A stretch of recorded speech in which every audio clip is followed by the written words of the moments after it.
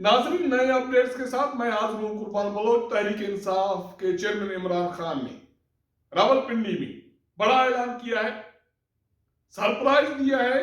अपने पांव पे कुल्हाड़ी मारी या मौजूदा कमजोर निजाम पर वार किया है। अब इसका तयन होना है। इमरान खान का पिंडी में आखिरी जलसा था आजादी मार्च का। उसने शिकवा शिकायतें की, एक मरतबा फिर इल्जामात लगाए और आखिर में ये पैगाम दिया कि खून के आखिरी कतरे तक पाकिस्तान के लिए लड़ूंगा। इमरान खान ने जाते जाते ये ऐलान किया कि वो या उसकी जमात सूबाई असेंबलियों से बाहर निकल रही है, अब ये इस सिस्टम का हिस्सा नहीं रहेंगी। तहरीक इंसाफ के चेयरमैन के इस ऐलान से होगा क्या? दो सवाल जेर गर्दिश हैं। एक सवाल यह है कि इमरान खान ने यह ऐलान करके अपने पांव पे कुल्हाड़ी मारी है, उसकी सियासत खत्म हो जाएगी, वो बढ़ जाएगी और तहरीक इंसाफ बिखर जाएगी, क्योंकि जो लोग असेंबलियों में हैं, वजीर हैं, इमरान खान के साथ इस्तीफा देने के बाद नहीं रहेंगी। इस वक्त इमरान खान की जो जमात की नुमाइंदगी है वो कौमी असेंबली में इस्तीफा देने के बाद सेनेट ऑफ पाकिस्तान में है, पंजाब असेंबली में उसकी हुक्मरानी है, केपी के भी तहरीक इंसाफ की हुक्मरानी है, आजाद कश्मीर असेंबली में तहरीक इंसाफ की हुक्मरानी है और जीबी में तहरीक इंसाफ की हुकूमत है। सिंध असेंबली में और बलोचिस्तान असेंबली में भी तहरीक इंसाफ की नुमाइंदगी मौजूद है। अगर ये सारी नशस्तें देखी जाए और तहरीक इंसाफ के मुंतखब नुमाइंदे इन सारी असेंबलियों से इस्तीफे देते हैं तो मेरे ख्याल में तकरीबन लगभग 500 के करीब ये नशस्तें खाली हो जाएंगी। तो क्या इस अमल से इमरान खान की जमात तहरीक इंसाफ खत्म हो जाएगी? क्योंकि बहुत सारे लोग इमरान खान का साथ देंगे और हो सकता है कि बहुत सारे लोग इमरान खान का इस अमल में साथ ना दें, लेकिन उसके बावजूद मेरे ख्याल के मुताबिक, मेरे अंदाजे के मुताबिक 500 के करीब ये नशस्तें खाली होंगी।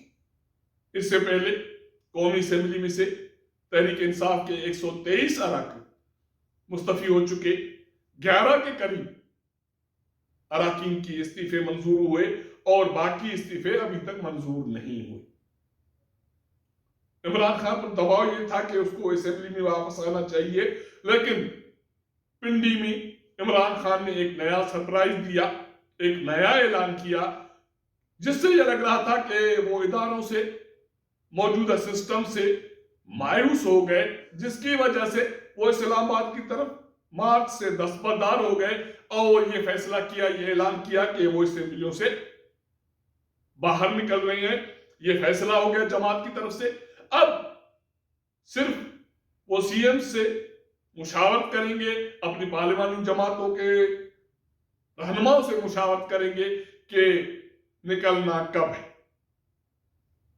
अपने पिंडी के खिताब में उन्होंने बहुत सारे इल्जाम लगाए।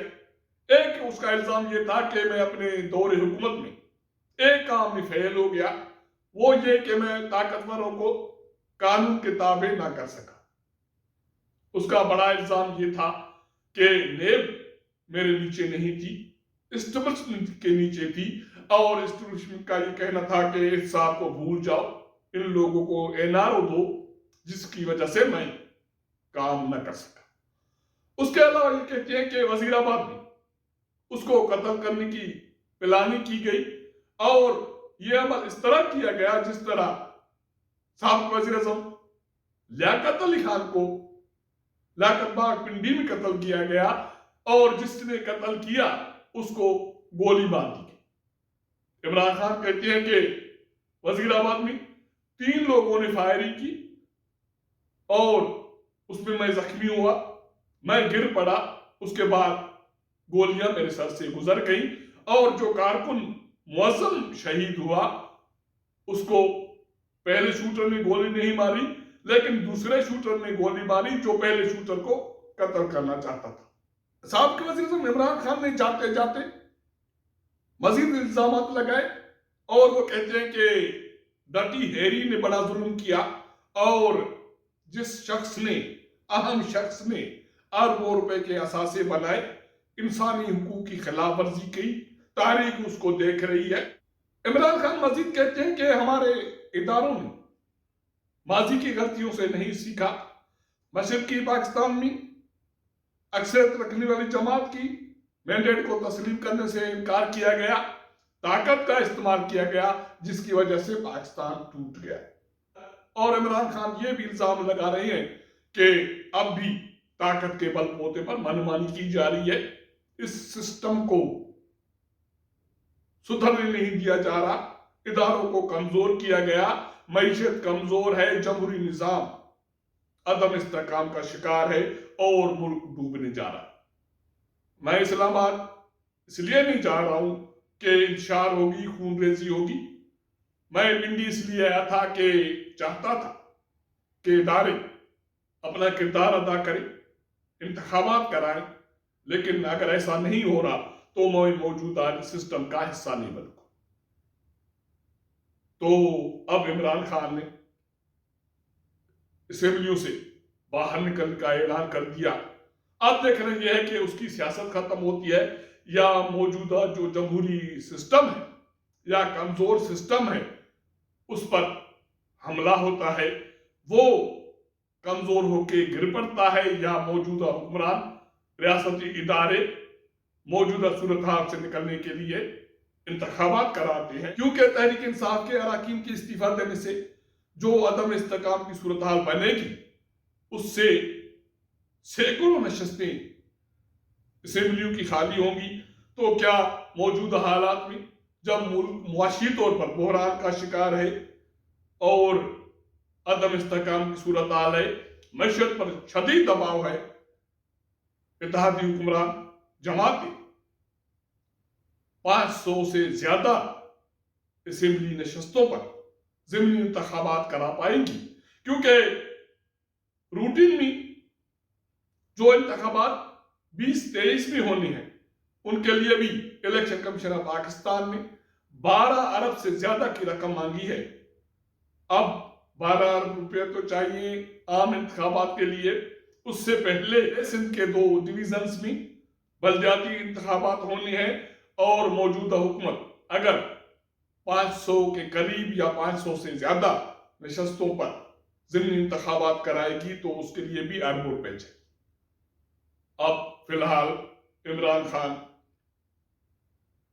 अपना बाल हुक्मरान इत्तेहाद और रियासती इदारों के कोर्ट में फेंक कर चले गए, खुद जाके आराम करेंगे। अब रियासती इदारे जाने, इत्तेहादी हुकूमत जाने और लोग जाने। इमरान खान के इस ऐलान का असर क्या होता है, रद्द-ए-अमल क्या आता है, मौजूदा इत्तेहादी हुक्मरान जमाती, रियासती इदारे क्या हल निकालती हैं, इस पर बाद में बात करेंगे। अगर हमारा ये व्लॉग आपको पसंद आए तो अपने दोस्तों के साथ जरूर शेयर कीजिएगा, अपना फीडबैक दीजिएगा। आपके साथ मुलाकात करेंगे अगले प्रोग्राम में, तब तक इजाजत दीजिएगा। अल्लाह हाफ़िज़।